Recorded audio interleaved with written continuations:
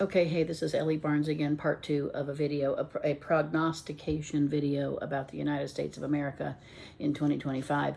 Although I started with a bunch of stuff about New Orleans. New Orleans, the Super Bowl, the Superdome, the city through Mardi Gras, which is March 4th, and just to kind of check on things for us, okay? And now I've switched topics, talking about the USA. There's growth, slow growth, okay? General economy in the United States. As I said, there's a lot of back and forth between edicts and reverse edicts with administration courts from upper and lower, a lot of judicial. I do think they'll try to replace judges and city attorneys, district attorneys, etc., but it still can't be done overnight. Like shutting down one of the agencies and laying off all these 10,000 people. That was stopped today, I think, court-wise, that said, no, you can't just do that. It's like an edict of Congress. Anyway, I see that, a lot of courts, and that's going to cause some slowdown, but still growth. We're still a leader globally, and in trade. And I think we really are looking for... this is probably going to be the truth. You have to look beneath the covers on why does politics want a thing to happen, like the immigration issue. What's the real deal there? It's only 1 million out of 800 million Americans who might be illegal aliens, and what percentage of those are actually criminals is, we don't know, probably 30 or 40,000. I'm guessing at that, and they are here illegally, and they know they're here illegally. I mean, I get it. Do I want to go to another country and just start living and working and camping illegally? I mean, it would be scary, at least that. So I do think they know that. But that's not the reason. There's another reason. They need a different population to do the new work. It's going to be a lot more tech. It's going to be a lot more science and math.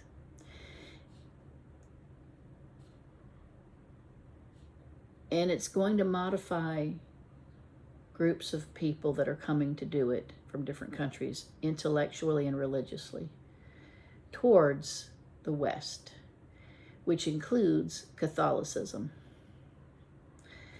I know that's a circular statement, but it's probably why we're getting rid of Hispanic immigrants and be bringing in different immigrants.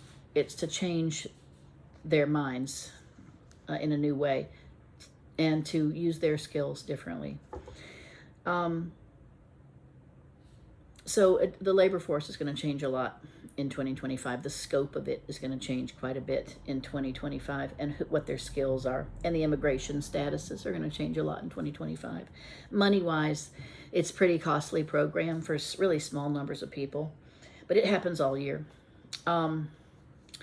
Trade, international trade, big partners. I guess that's going to be Canada and China. I guess maybe the whole EU and China are our two biggest trade partners. I don't really know. I think China's number one, right? A lot of deals. Also, Canada, US, Mexico. That's all going to be reformed in terms of trade routes, or train routes, truck routes, tariffs.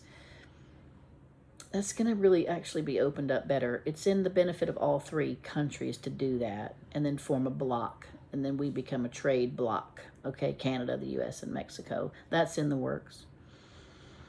The law back and forth constantly. Small cases, big cases, Supreme Court, local courts, make an edict, turn it backwards. Donald Trump is going to put thumbs in thumb screws all year long. He's going to be real systematic about it, and he has an agenda of who he's going to get rid of and torture. On a deeper level, though, there is some sort of industrial plan to remake America so that we're more self-sufficient by being the number one country again, with money, making things, farmland, tech, computer parts, space exploration, etc. Not just a military might, although that will certainly be enhanced too.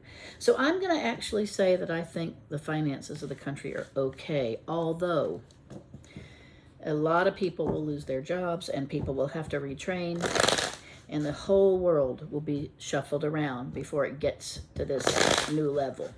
And I don't think any reader can really predict how chaotic that's going to be. Messages from spirit guides. How do we behave in 2025? Americans. I'm talking about the USA Americans.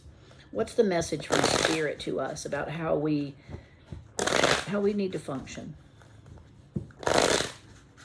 You know, it's going to be interesting too, like about the kind of the maybe crackdown on alternate religions, you know, to remove anti-Christian bias in the U.S. That's the new, I know by my facial expressions, you can tell I don't really approve of a thing like Trump is forming a task force on removing anti-Christian bias. I mean, that's just a negative way of saying, it's just a double negative. Instead of saying promote Christianity, we're going to remove anti-Christian bias. Okay.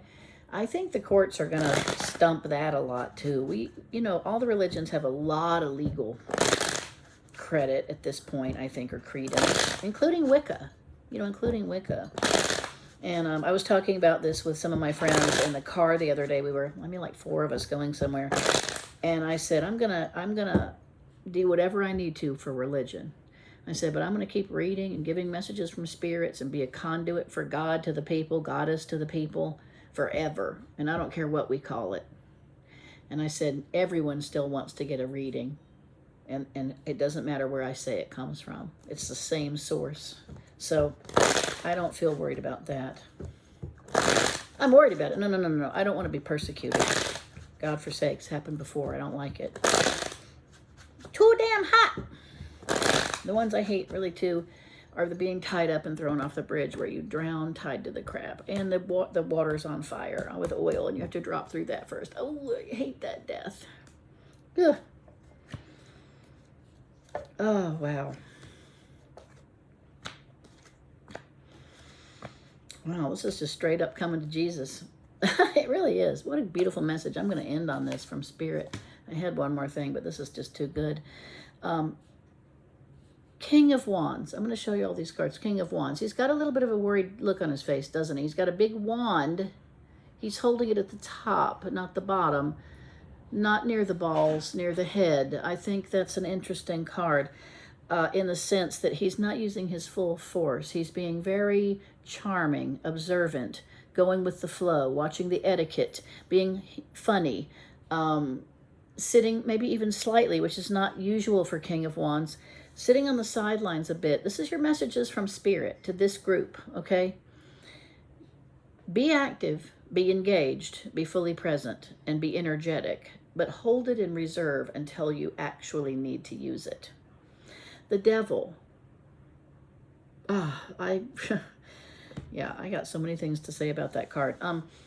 You're tied to the things. You're tied to the things. There's levels of commitment. There's arrangements. There's the laws. There's your spouse. There's your boss. There's all the things that you're tied to, the things you hate to love to hate, etc. But it really, in the world of matter, you will be tied to the flesh.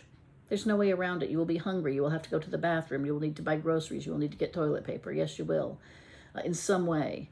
Tied to the flesh. And I think that get back to basics by being natural, simple, but be aware of where you are really on the puppet strings. 10 of Pentacles. What a nice card. Buy land and invest money. I think that's a good card for long-term money. You're going to go through a difficult political time. Stay loose. Stay flexible. I had a vision, yesterday too, of upper middle class millionaires, people that are worth let's say 10 million, not hugely wealthy, because that's not really hugely wealthy anymore, but selling down houses and possessions and staying in really nice Airbnbs with passports and visas and money in different accounts in different countries, these people, so that no matter what happens politically, all they do is call up their travel agent and get on that next plane in an hour to a new Airbnb. So in a different country. So the flexibility of moving, travel ability, money, family money, long-term investments, I think that's just a message from the wealthy, and I think we're going to need to be much more mobile and not have our money in one place or one way. Judgment. I always think this is my coming to Jesus card. I look at this as when the soul of the human makes decisions about their own soul's directions. It's a very powerful card. The K and C of HGA, knowledge and conversation of your own holy guardian angel. This card is going to say the horn is blown. Are you capable of conversing with your HGA? Most people know, most of us know, through years of effort, of ritual work, you can gain access to it, knowledge and conversation. And then maybe over lifetimes of that, you could possibly befriend it. It is the same angelic being that rides with you during your entire existence as a human soul, and it is separate from you, and it is not your higher self. I always clarify that. So listen to it and help decide what it wants to do. 10 of Cups. Permanent, here comes Sten and Lulu, they're panting. 10 of Cups, long-term happy family, long-term happy love, long-term happy money, long-term happy family. This is years of love, years of money. I love those cards. With also major arcana, Judgment and the Devil. You know, where is your soul? What are you tied to? Is spirit your motivation? Is money your motivation? Is love your motivation?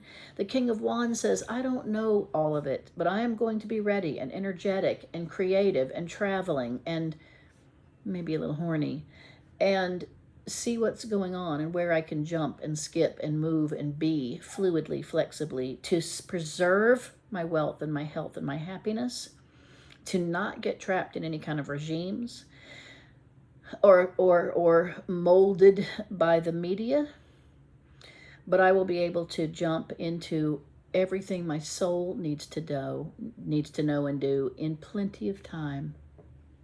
Final message. You will be ready to jump and flow into what your soul needs to do in plenty of time. All right, that's my reading for New Orleans and the United States of America, February 8th, 2025. Bye.